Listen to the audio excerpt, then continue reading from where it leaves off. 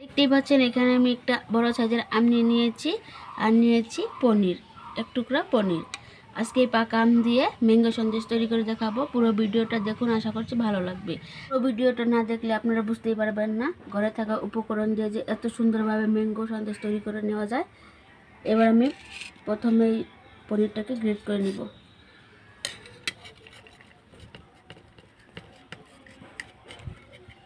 পনিরটাকে আমি খুব সুন্দরভাবে গ্রেট করে নিয়েছি, দেখতেই পাচ্ছেন। এবার আমটাকেও আমি ছুলে গ্রেট করে নেব। সুন্দরভাবে ছুলে নিয়েছি, এবার একইভাবে গ্রেট করে নেব।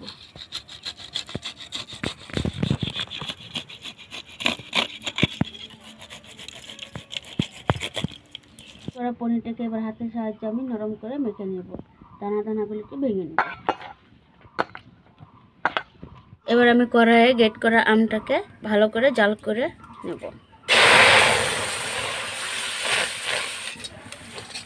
আমটাকে আমি খুব সুন্দরভাবে জাল করে শুকিয়ে নিয়েছি, এবার একটু রেখে দেব।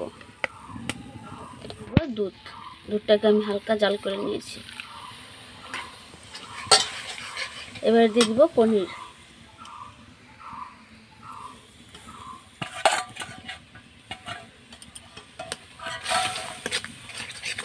এবার ভালোভাবে মিশিয়ে নেব।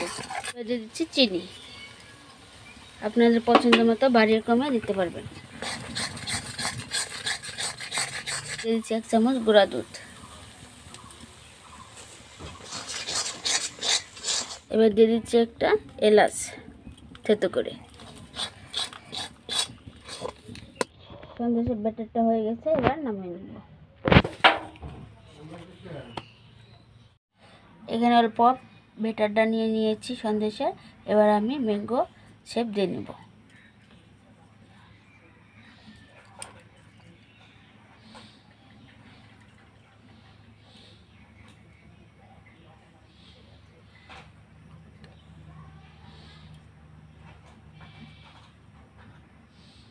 খুব সহজেই ম্যাঙ্গোটা তৈরি করে নেওয়া যায়।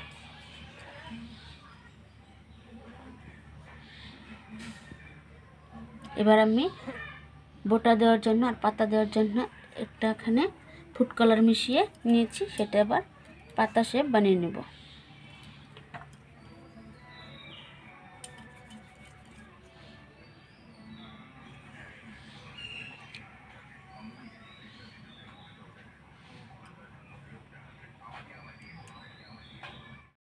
এবার আমি বোটাটা দিয়ে দিয়েছি, এবার দিয়ে দিব পাতাটা।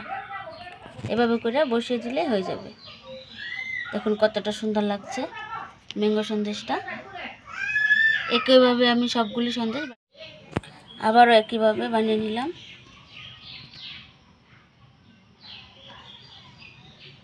দেখুন কতটা সুন্দর হয়েছে।